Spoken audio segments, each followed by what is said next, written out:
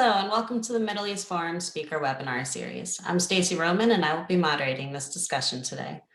Ahmed Alrefai, Dean of the College of Business and Management at Fahad bin Sultan University, joins me for a pre-recorded webinar to discuss Women in Saudi Arabia, What Changes? Dr. Alrefai will speak for 15 minutes, then address some questions. As this is a pre-recorded webinar, we unfortunately will not be taking any questions from the audience today. And with that, I'll play a discussion by Dr. Ahmed Alrefai.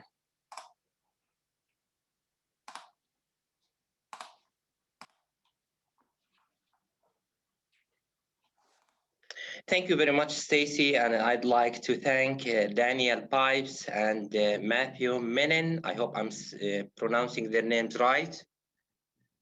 Okay, for giving me the chance to present my paper, which was published in Middle East Quarterly Journal, entitled, "Is the Saudi General Gap Narrowing?" And this is a paper that I conducted using a survey of about 1,000 participants, male and female Saudis. Because what is happening is that I see more participation in the Kingdom of Saudi Arabia for women in the labor market. So let's start by, sorry for this one, some facts and figures in Saudi Arabia. In the World Economic Forum Global Gender Gap Report 2020, Saudi Arabia was ranked 146th country out of 153 in overall gender equality. Also, Saudi was ranked 148th in gender economic participation. They have very low participation rate for women and less opportunities for female. Further, Saudi was ranked 136th in political empowerment of women. So let's look at some of the facts here and the changes that happened in the last, let's say, 10 years. In 2011, during King Abdullah, the former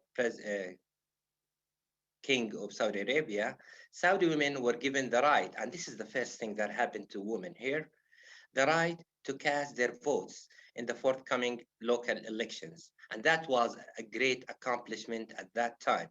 And they were allowed to be elected to the national parliaments, which is here, they call it Shura Council.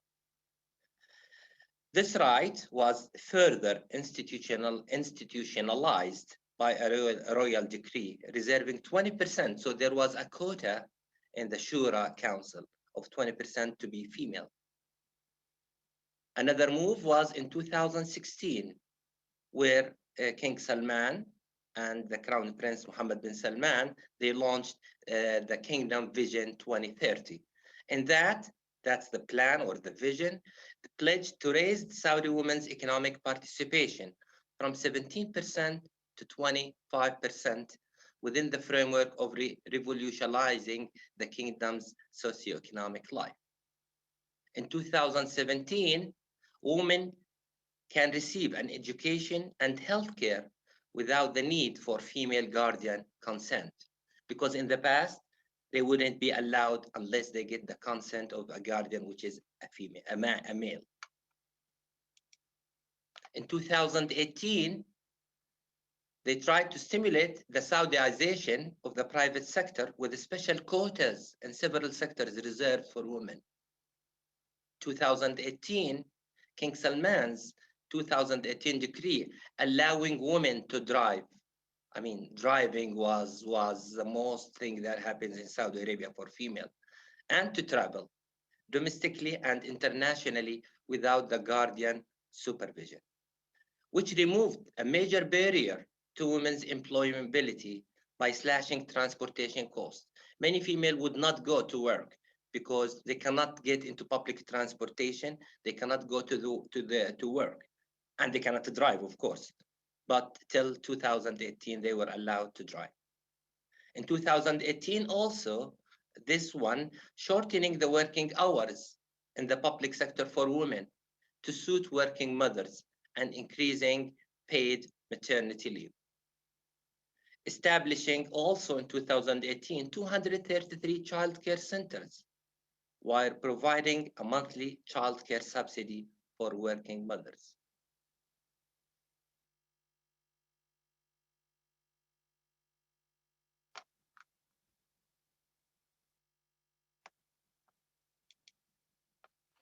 Some facts and figures of impact. Let's look at the ratio. You will be surprised to know that Saudi female are highly educated. Okay, the ratio of female enrollment in Saudi institutions, and I've been here for 4 years teaching, and I'm the dean of the College of Business. The majority of my students are female, okay, more than male. It's like 69.9% women vis-a-vis 66.3 for male. There are now 600,000 Saudi women working for the private sector, 30,000 of whom joined the market last September and October. They just started working.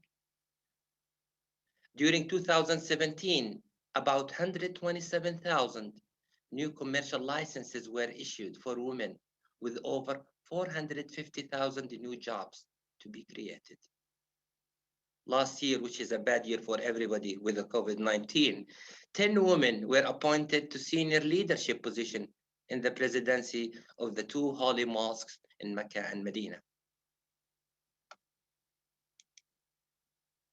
Also, there is an extensive participation in the private sector, with women accounting now for about, not now actually, probably this year it's about 21, 22, 20% of the investment in 2017. Expansion of the female participation in the labor market, it increased from 12% in 2009 to 18% in 2007. With a view to raising this to 25, the Vision 2030, the vision of the kingdom, they targeted this ratio to go to up to 25% in 2020 and further in 2030. The growing female participation in all walks of political life, from parliament, representation, to other fields, to other jobs that they were forbidden in the past. Female here, they used to work just in two sectors, healthcare and education only. Now you can see female participating in almost everything. All government institutions, they have female now. All kinds of jobs, they have female. Actually, they are stimulating and encouraging employers to employ female. There is a setup of the family council that was established where women occupied half of its 16 government appointed senior posts. Lingering problems. Despite all of these flourishing and these good news for women, still female labor participation in Saudi Arabia, which is expected to be like 25%, still this is below or less than its counterpart in other Gulf countries. For example, in Oman, which is in the Gulf country, it's a Gulf country, the participation in the labor market is about 32.4%. UAE, United Arab Emirates, 52. In Kuwait, it's 58.8, and in Qatar, 59%. Why? Why is that? Even though Saudi Arabia is the largest Gulf country, the population is about 35 million. Saudi women still find themselves trapped by ultra-traditional, religious, and sociocultural values. So this is the key for the whole study, actually. There is a taboo, okay, of the society. It's a cultural thing. I mean, I don't want to call it religious because religion, Islam, does not prevent you from participating in the labor market or working as a mother or helping family in raising their incomes. It is purely sociocultural. These are values that were inherited. These norms and values have had major self-inhibitory psychological effects on Saudi society, which go beyond the objective problems and obstacles that impede women's participation.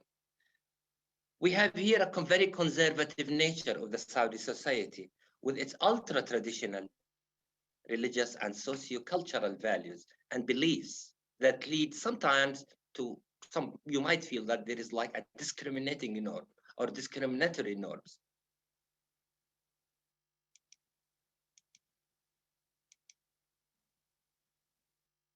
Therefore, we find men dominating the labor market, men constraining female workplace integration. So there was two studies. One is a national, which I did not do, and the other, the one that I implemented. Okay. The yearning for belongings and conformity, and the fear of overstepping society's normative boundaries and risking retribution act as a, is a powerful impediment to showing one's true color in public. They don't like to show that in front of other people, a Saudi man to a Saudi man, or to his family, but probably in front of others, they wouldn't mind.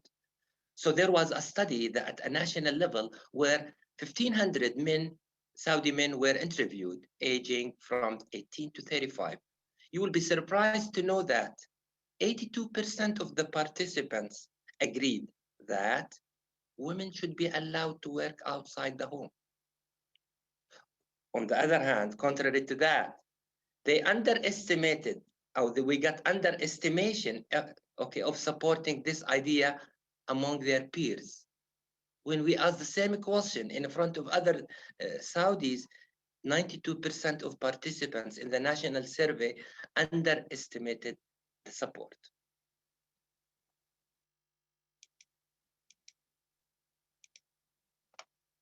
In my study, I had a survey of 1,000 people, 690 men and 310 working women. That was conducted in November 2018. I selected my sample from two areas, from Tabuk, where I live now, and from Riyadh. Riyadh is a more of a metropolitan city, okay, whereas Tabuk is more a cultural, conservative place. Okay, and I asked many questions, okay, relating to the working environment for female. And my questions were, Saudi women, I asked the participants to respond positively or negatively to the following 6 assertions. Saudi women bring significant added value to the workforce. Another question. Saudi women have the willingness to work hard. As a man, this question was pointed to male. Will you accept a female relative joining the workforce? Having a career will not adversely affect women's role as a mother. Another question. Saudi women adapt quickly to work environment. And the last one.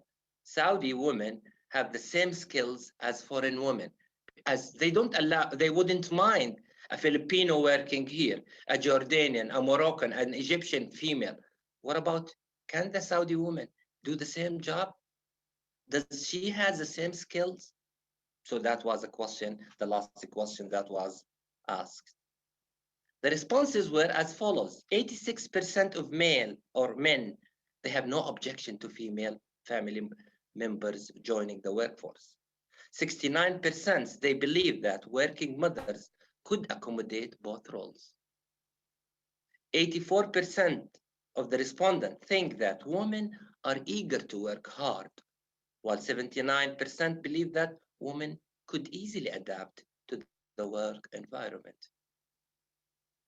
Another finding was 74% maintained that Saudi women do not have lesser skills than foreign women and could easily replace them. However, only 43% of the respondents thought that women bring a significant added value to the workforce, whereas 57% thought they do not. I mean, I see this one as a contradiction to some of their answers. Okay. At the end, we had an open question. The response to that, okay, were favorable and forthcoming, with many respondents thinking that there was no fundamental, let me just see this one, difference between men and women at the workforce, and that women could readily adjust and successfully fulfill any job. And frankly, from my experience here, I see women are more dedicated to accomplishing whatever task they were given relative to male. I mean, they work hard. They enjoy spending effort and time educating themselves and improving their skills. So this is the final findings of my study. Thank you very much. Right, thank you. So the first question we have is, has the government eliminated the maram, which rules, which male relatives make the most important decisions in women's lives? Yes, they did. Yes, they did. I mean, you can feel that. It's funny that 2 days ago, a father came to my office and he wants to register his son and daughter, and he wants to pay for his daughter.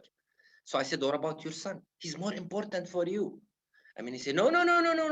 She will go to the court and then, please, I need to pay for my daughter. This thing did not happen like a couple of years ago. Fantastic. And what is the legal status now of misyar, temporary marriage in Saudi Arabia? And how prevalent is it? To tell you the truth, I can't answer it because I'm not aware. I mean, that was not part even of my mandate in this paper.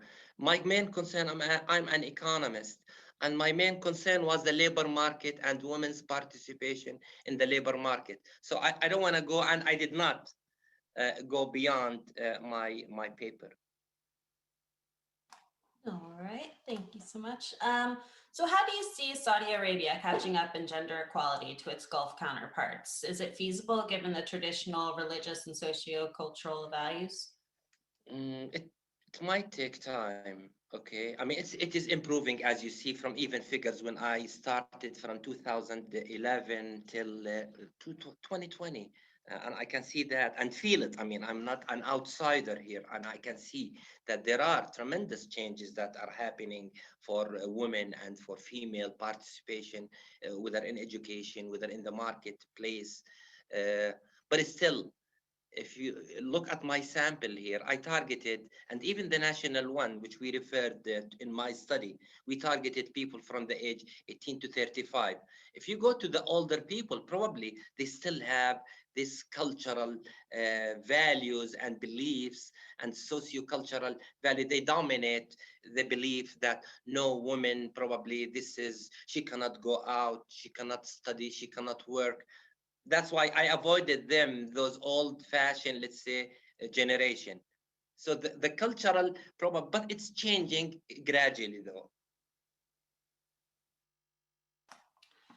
Understood. So with that being said, with your survey, how can it be transmitted to the general population, of the studies on individuals being overall open to female labor force participation, yet thinking their peers are not as open to it? I think I can fairly say that this sample is a good representative of the society. Especially, I targeted two different places. One is very conservative, which is where I live here, which is Tabuk in the north, and the other is the capital, which is Riyadh, and it's a very metropolitan place. And I targeted different sectors. So I believe the results of my sample can be easily reflected in the whole population of the study. But do you think that that can be transmitted, and so that way other people will also agree or believe that their neighbors also see women's value in the workforce as well? Like, what kind of government interventions would need to happen in order to have that acceptance? They need somebody to ring the bell. Okay, like inside, I have that feeling that I wouldn't mind my wife or my daughter to go to work or to school, okay, or to work next to male, let's say, counterpart or peer. But I need somebody from the top to say, oh, that's okay. I mean, there is no problem with male working with female. There is no problem of women driving. I mean, when King Salman allowed female to drive at the beginning, I mean, just if you were driving, you barely see a female driving a car.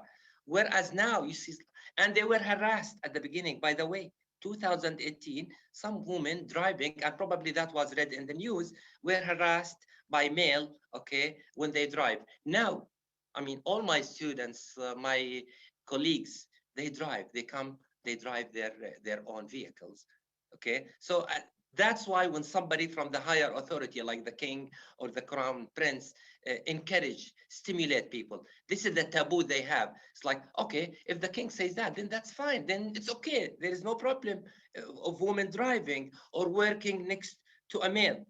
But if no higher authority saying that, then the socio-cultural thing will dominate. And then the same old belief will stick. It's not like because they believe in it. It's like they are afraid of revealing it. Understood. So as far as the survey questions go, all of them seem fairly positive except the added value. Can you explain This that a was little further? Yeah, I mean, this was awkward actually. I mean, probably you find this in surveys all the time. That's why you asked like two, three questions, similar questions in different languages to see the correspondence and the consistency of the audience or respondents. I mean, if you believe that she can do the same thing as the foreign woman, she has the same skills as, etc., then why doesn't she have the same added value? I mean, I find that just a contradiction, but for honesty, I have just to put it as is. But there is no answer or justification for this. I mean, I see that. I can tell you that there is a contradiction in the answer. If you believe she is hardworking, she's educated, she's capable of doing all jobs and tasks that foreign women can do, then why doesn't she have an added value? Now, on the flip side of that, could that question have been taken as compared to a man? Would that actually be almost a feminist idea Probably, I would completely agree with you. Yes, yes, yes. Like, okay, relative to me, I know she cannot do what I do. Okay, she's not capable of doing my job.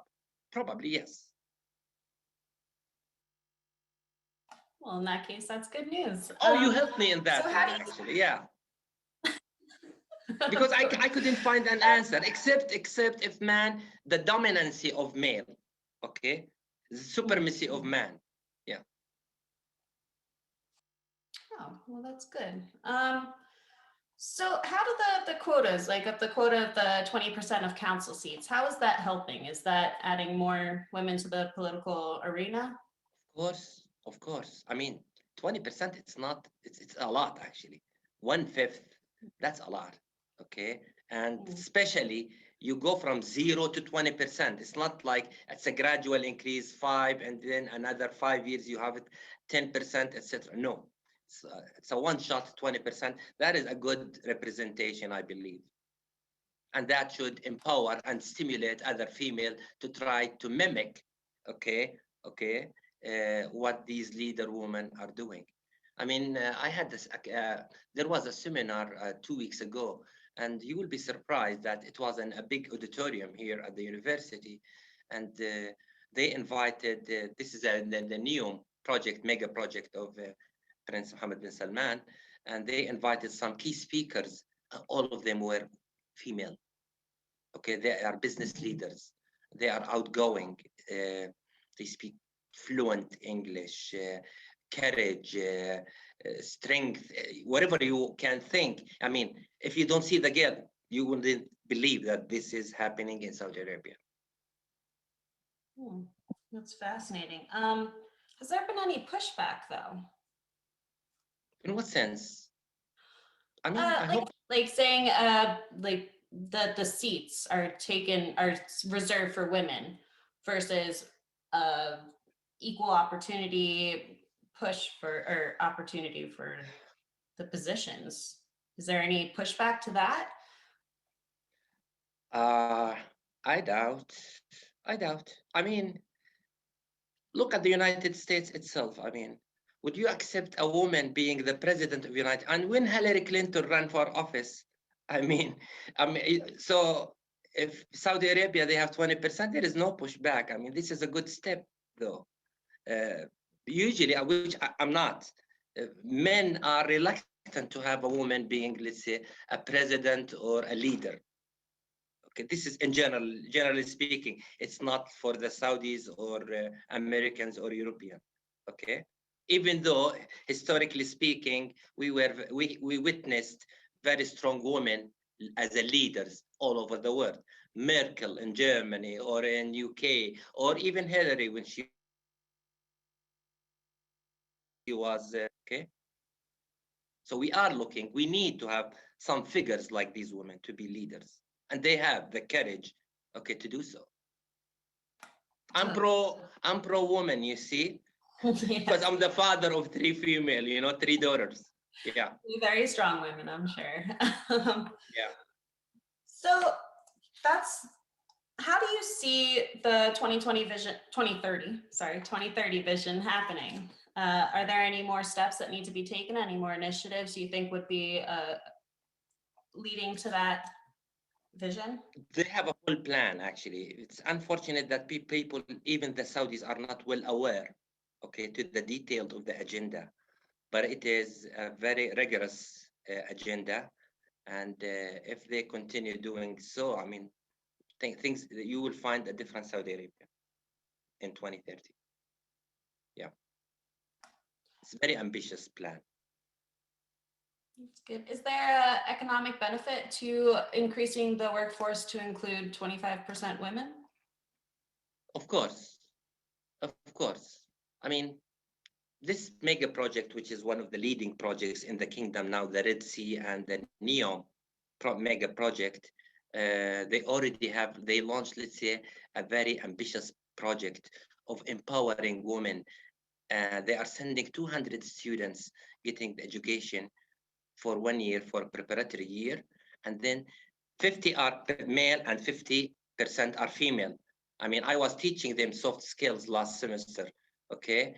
And once they pass, they want to send 50 of those 200, 25 male, 25 female to United States to continue their education.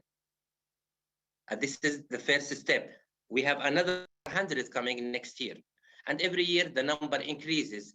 And the condition is half of it female, another half is male. So it's not like 10% to 20% or equal opportunity, because if we want to open it to equal, probably male will dominate.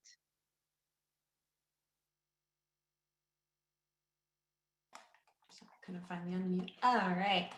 And can you tell us a little more about where we can find some more of your work? Yes, I mean, I just, one of my papers just accepted for publication. It's called "Is Refugee Influx a Cause of Economic Vulnerability?" It's about refugees in Jordan, and that was statistics, a time series from 1990 to 2018. This is coming probably this month or next month. I hope this month, okay, because it was already edited, with referees, etc. That will be published as in International Journal of Economic and Business Research. Another one was about is Amman stock market is a reflection of economic activity in Jordan. Also, that was a time series analysis that was published in International Journal of Business and Financial Studies. I wrote about COVID-19, okay, and United States, okay, the coronavirus economic crisis, lessons from the Great Depression. That was published 2 months ago. So this year, hopefully, I was very active during the quarantine. Okay, I used that time to do some research, and that was about COVID-19. It was published in the International Journal of Current Research. So along that line, the COVID-19, we've been getting a lot of research studies on how it's been impacting women unfairly, with the increased work as well as the childcare and housework and all that. Are you seeing the same thing happening in Saudi Arabia? No, not on women. On the contrary, here the government, they had a mandate that no employer is allowed to fire any Saudi, regardless male, female, okay, unless, and the government is ready to pay 60% of their salaries. As long as they are Saudis, huh? It's not me. Okay. Sorry, one last quick question. Is there a difference between how much women get paid versus men? Same. In Saudi Arabia, you mean? They No, say there is no discrimination in wages. No, no, no, no. There is no discrimination in the wages here. If you give, for example, a minimum wage is 4,000 riyal per month, that's for male and female. I mean, I can see that. I'm not aware of other areas, but I see them in our university, for example. You cannot discriminate, not because we don't want or something like that. It's because the government, the Ministry of Labor mandated that you pay this much.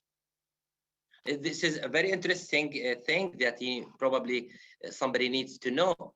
In the first, I think, 2 to 3 years, the government subsidized the employers for employing male and female in their first jobs. So that's why we are encouraged to hire more females. Sometimes I tell the presidents, like, why are you hiring? It's like, oh, most of their job payment is done by the government for the first, I think, two years, something like that. I'm not well aware, but for quite some time, they are like being subsidized or subsidizing the employer. Well, thank you so much. I'm sorry I had so many Sure. questions on that. All right, we've come to the close of our webinar. For our viewers, please join us Wednesday at 3 p.m. Eastern for an update with Ashley Perry. Thank you all for joining us, and I hope you have a great day.